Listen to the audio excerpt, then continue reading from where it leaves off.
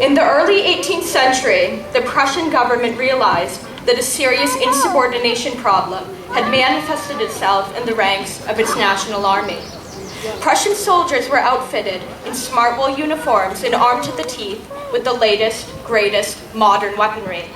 They were as well trained in ground fighting and the equestrian arts as any other group of fighting men in Europe.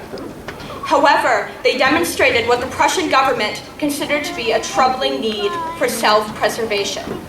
They did not, in other words, wish to die painful, bloody deaths fighting thankless wars in which they held no personal stake. If a commandant ordered them to do something which they knew to be suicidal, perhaps to capture an uncapturable city or to battle a fearsome contingent more than twice their size, they would simply refuse. Government officials recognized that the aforementioned soldiers, the majority of them being mature, intelligent men, sound in body and in mind, could not be made to abandon their independent ways. But perhaps these officials thought very young children could be placed in federally funded institutions and inculcated with the uber-nationalistic values espoused by the Prussian state while their gray matter was still soft. Impressionable children presented with only one truth, one set of recorded facts, would grow into mindless adult drones whose eyes, ears, and mouths would see, hear, and speak only the glory of Prussia. The first of these institutions was built sometime in the 1750s, and a vast number of square, red brick clones soon sprang up in every major city in the country. These brainwashing emporiums were called Schulen, because the youth who attended them received Schulung, or schooling, in the proper socio-political mindset of a Prussian citizen. Previously, Schulung had been a term reserved for the description of the training of dumb animals, horses, mules, and dogs, employed by their masters to get them to sit, trot, heel, or to perform silly tricks. Now human children were to receive Schulung as well. Because questioning a teacher would result in swift and often painful retribution, rulers became a popular instrument of torture, children began to associate free thought with physical discomfort. They stopped questioning not only their teachers, but their parents and their elected representatives as well. When they turned 18, they formed straight lines and marched to the harsh sounds of snare drums and screaming officers into Spain, France, and Austria, where they were shot down by the thousands. Their last thoughts as they lay bleeding out on foreign soil must have been of their country. How glorious was the manner of their demise, and how grand, how merciful was the Prussian state. The government had succeeded. All vestiges of individuality had been stamped out of the Prussians. They had become an enormous collective who placed no value upon their freedom or upon their own lives. In 1843, a young man from Massachusetts named Horace Mann visited Prussia and witnessed firsthand the docile, patriotic nature of the Prussian populace. Maybe, he mused, with a little coaching, American children could be made to believe just as fervently in government-sponsored ideals as their Prussian counterparts. Mann instituted compulsory education in Massachusetts in the year 1850. After a child has arrived at the legal age for attending school, Mann wrote in his journal, whether he be the child of noble or of peasant, the only two absolute grounds of exemption from attendance will be sickness and death. Approximately 80% of Massachusetts residents, terrified by the prospect of having their children taught under the Prussian model, refused to send their children to Mann schools. So Mann called in the state militia, and children were literally torn from their parents' arms and marched to school at gunpoint. Today, Horace Mann, far from being villainized, is revered as the father of public education in the United States. That was a long story, my apologies, but in my mind a terribly relevant one to each and every one of the young men and women who are graduating with me. You see, the term public education is a misnomer because education is not, and from its outset in Prussia, never has been its goal. If school was truly about education, you would read and utilize a wide variety of primary sources in each of your classes instead of reading from the same textbook over and over and over again. Textbooks are long, boring anthologies filled with other people's opinions and frequently faulty information. Perhaps you can remember reading in some of those aforementioned textbooks that Christopher Columbus discovered the Americas in 1492. Many of you may have overlooked the fact that it is, by definition, impossible to discover a country which is already inhabited by 13 million native people. If you really wanted to assign the role of discoverer to the first European to land in the Americas, then the award should have gone to the Norwegian Leif Erikson, who landed in Newfoundland 500 years before Columbus landed in the Bahamas. Yes, it was Leif Erikson who sailed the ocean blue in the year 992. But I digress. If school was truly about education, classrooms would be open forums in which teachers and students interacted with one another on a basis of relative equality. You wouldn't have to raise your hand and wait for your teacher to recognize you and allow you to voice your opinions. You wouldn't be forced to take classes and study material that you knew would never benefit you in the future. If any of your teachers ever told you that advanced trigonometry was going to help you when you got a job as a car mechanic or a pastry chef, they were lying. If school was truly about education, you wouldn't have to waste your time writing grammatically and technically flawless opinion pieces only to receive poor grades because your opinions were not your teacher's opinions and were therefore incorrect. You would learn for the sake of learning. You wouldn't drill a million names and dates into your head so you could do well on an exam, only to forget them as soon as you passed in your paper. Walt Disney dropped out of school at the age of 16 and joined the Red Cross because he was sick of teachers telling him that he was stupid, dull, and, of all things, uncreative. He traveled to war-torn France and began to cover the aid van he drove with cartoons because there weren't any teachers there to tell him that he was wasting his time and that he ought to get back to his arithmetic. Coco Chanel dropped out of school when she was 17 because it bored her. Since she no longer had to complete tedious homework assignments, she decided to teach herself to operate a sewing machine in her newfound free time.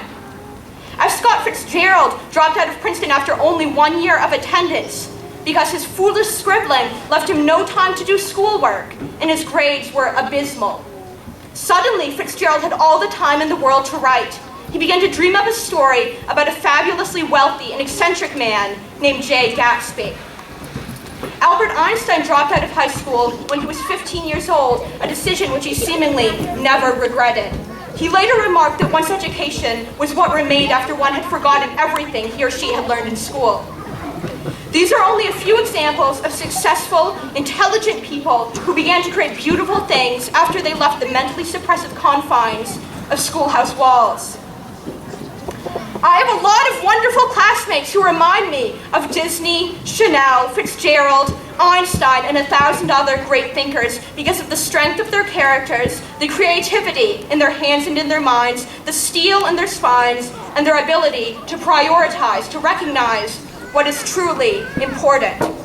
For example, my friend Tyler Dorr makes beautiful art.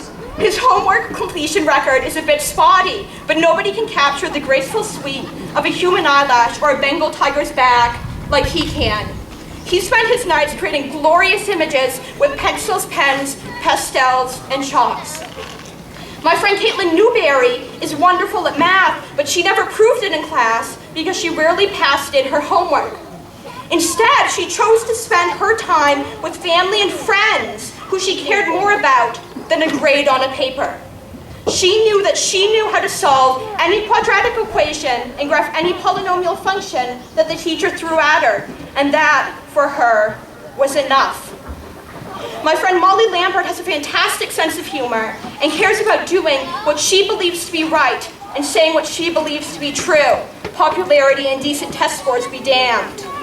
Tyler's educated in the art of creating fine art. Caitlin is educated in the art of algebra and the more important arts of camaraderie and friendship. And Molly is educated in the art of standing up for herself and in the very necessary art of making others laugh. Unfortunately, I don't think I'm educated in anything at all. I can regurgitate facts on final exams and promptly forget them. I can function on 2 hours of sleep a night, or 1, or none. I can chug vast quantities of black coffee, and I can follow a rubric like nobody's business. That's why I'm valedictorian, not because I'm smarter than my classmates, but because I'm better at getting good grades and doing what I'm told. I want to change that. Next year, I'm traveling to as many places as I, or perhaps more accurately, my parents, can afford. I want to ride wild horses in Iceland. I want to work at a camel trekking center in Jordan. I want to swim in the Dead Sea and teach English to children in Tanzania. But most importantly, I want to interact with others, to help them, and to immerse myself in their foreign realities. I could rot behind a desk for 1,000 years reading 1,000 books and never accomplish those things. I'm ready to get a real-world education, and hopefully many of you, at one time or another, will do the same. For those of you who have decided to go on to college next year, I would advise you not to lose sight of who you are as individuals. Don't respect your professors because they're your professors. Respect them because they're decent human beings. Never blindly accept a limited version of reality, one educator's or one textbook's as your own. Do what you love, not what will make you the most profit, and learn because you want to learn. Finally, I hope that none of you will ever allow somebody to pigeonhole, demean, or define you because of or by the level of formal education you attain or how well you do in college or university. I'd like to close this speech with a quote by Sully Braves, a YouTube poet and social activist. Test us with tests, but the finals are never final because they never prepare us for the biggest test, which is survival. And what I suggest is fairly outlandish, so I don't expect everyone to understand this, except for the kid that knows what it feels like to be worth no more than that D or that A that you get on results day. Goodbye, class of 2013, and good luck.